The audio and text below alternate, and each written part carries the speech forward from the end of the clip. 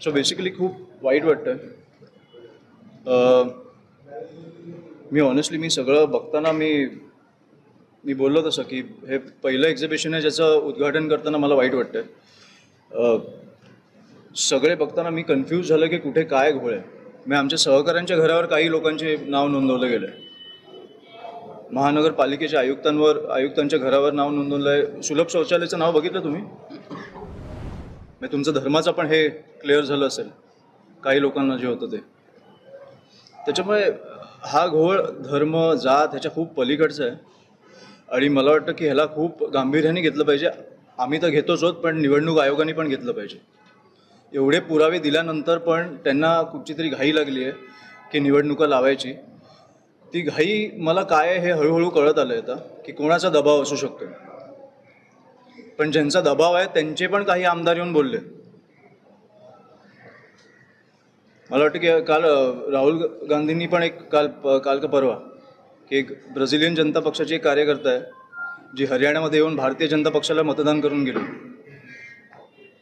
तर मला वाटतं हे कुठेतरी हा घोळ जो आहे मग त्यांच्याकडनं चुका झाल्या असतील की ब्राझिलियन भारतीय वगैरे मला कळत नाही आहे. पण हा घोळ जो आहे कुठेतरी थांबला पाहिजे आणि निवडणूक आयोगाने कुठेतरी सिरियसली घेतलं पाहिजे.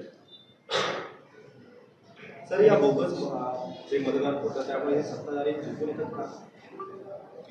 आता वाटायला लागलंय, कारण लोकसभेला हे वाटत नव्हतं, पण ज्या प्रकारे विधानसभेनंतर कळायला लागलं की 96 लाख मतदार दुबार मतदार जे महाराष्ट्रात घुसवले गेले आहेत. म्हणजे 36,000 तर मला वाटतं राजूदादांच्या मतदारसंघातच सापडलेत त्यातले आत्तापर्यंत.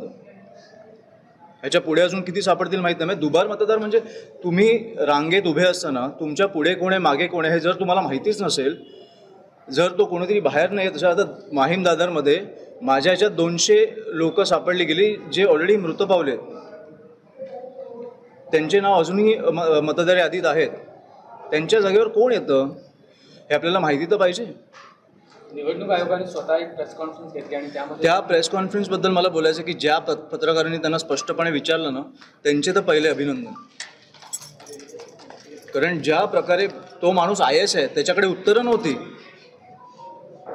तो महाराष्ट्र निवडणुकीचा आयुक्त आहे त्याच्याकडे उत्तरं नव्हती. तुम्ही निवडणूक घाईघाईत लावताय, तुम्हाला पत्रकार प्रश्न विचारतात त्याची उत्तरं नाहीत तुमच्याकडे.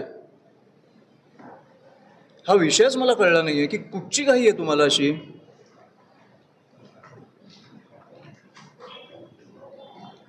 निवडणूक आयोगाच्या त्या आयुक्तांनी असंही सांगितलं की जे बोगस मतदार आहेत त्यांच्या नावासमोर डबल स्टार कुठेतरी चिन्हांकित केले जाईल. या त्यांच्या वक्तव्याकडे कसं पाहताय? कुठेतरी अंकुश लावण्यासाठी मी त्या दिवशी त्यांची प्रेस कॉन्फरन्स पण बघितली आणि मी जे विरोधी पक्षांबरोबर मी राजसाहेबांबरोबर जे त्यांना भेटायला गेलेलो ती बैठक पण मी बघितली. त्याच्यात पण ते एकमेकांवर ढकलत होते आणि या प्रेस कॉन्फरन्समध्ये पण त्यांच्याकडे उत्तर नव्हती, ते एकमेकांवर ढकलत होते. त्याच्यामुळे ते काय बोलतात ना ह्याला मी आता महत्त्वच देत नाही आहे. सर दुबार मतदार मतदान करू शकणार नाहीत ह्याची काळजी आम्ही आता घेतोय. पण राज्य निवडणूक आयोगाने स्वतः डायरेक्ट केंद्रीय निवडणूक आयोगावर पूर्ण जबाबदारी टाकली. केंद्रीय निवडणूक आयोग पण होते त्या दिवशी, म्हणून तर ती दुसरी बैठक झाली. दोघंही होते ना, राज्याचे पण होते केंद्राचे पण होते, दोघंही एकमेकांवर ढकलत होते त्या दिवशी. म्हणून मी आदित्यजींना विचारलं, माझ्या बाजूला बसलेले, की हे काल पण हेच झालं का? तर ते बोलले की हेच झालं. म्हणून तर केंद्रातल्या माणसाला बोलवून घेतलं.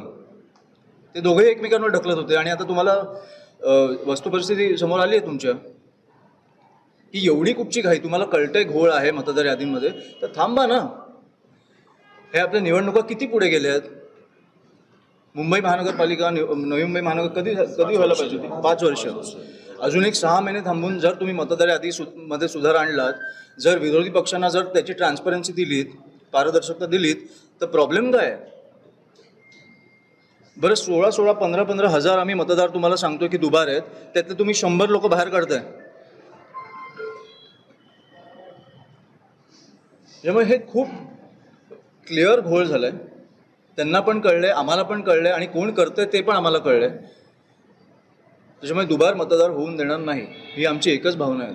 सर राज्यामध्ये अजित पवारांवर आरोप झालेले आहेत. मला वाटतं हा विषय जास्त महत्त्वाचा आहे. हा आपल्या लोकशाहीचा विषय आहे. त्याच्यामुळे हा क्लिअर झाल्यावर पुढचे विषय घेऊ आपण.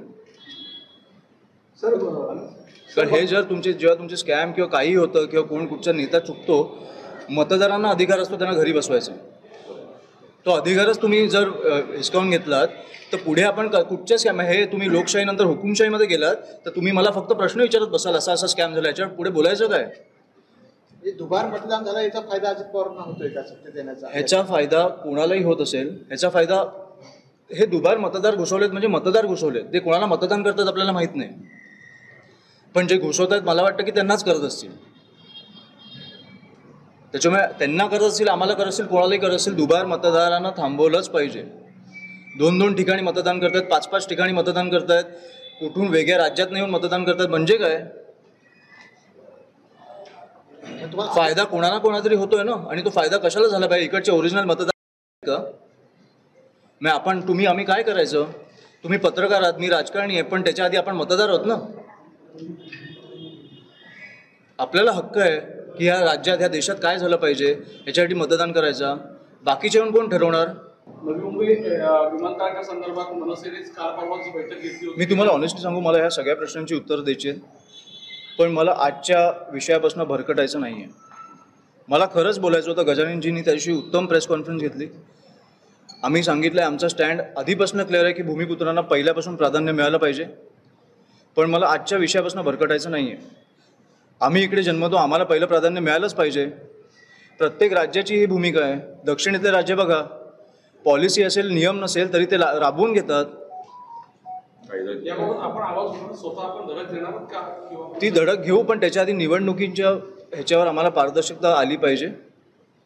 नाही तर आम्ही रस्त्यावर तर आंदोलन करतच राहू. आमची सत्ता, तसंही राजसाहेब बोललेत, रस्त्यावरच आहे, पण शेवटी ती केंद्रात गेली, राज्यात गेली किंवा महानगरपालिकेत आली तर काय होऊ शकतं हे तुम्हाला पण माहिती आहे.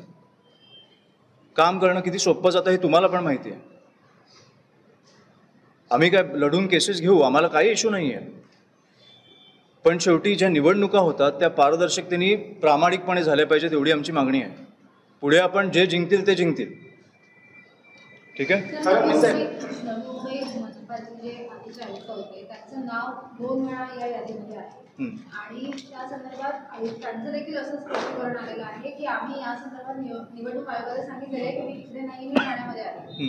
तरी देखील निवडणूक आयोगाने अद्यापर्यंत त्याच्यावरती तुम्ही नवी मुंबईचं तुम्ही उदाहरण देताय. मी तुम्हाला त्या दिवशी सांगतो, मी ज्या बैठकींमध्ये बसलो, ह्या विरोधी पक्षाचे सगळ्यात मोठमोठे नेते येऊन त्या निवडणूक आयोगाला सांगत होते की आमच्या मतदारसंघात काय झालं. सर, जे माजी आयुक्तांचाच प्रश्न येतो ना की 2 वेळा त्यांचं नाव आहे, त्यांनी निवडणूक आयोगाला पत्र देखील दिलेले आहे, अद्यापही त्याच्यावर कुठली दखल घेतली गेलेली नाही. निवडणूक आयोग तो एवढा मोठा मोर्चा निघाला, त्याच्यावर दखल नाही घेतली त्यांनी. आता नगरपालिका आणि हे काय काय जाहीर केलं. तुम्ही काय बोलताय? निवडणूक आयोग काय दखल करते? तुम्ही आता आमच्याकडनं अपेक्षा ठेवा, बाकी कोणाकडनं अपेक्षा ठेवू नका.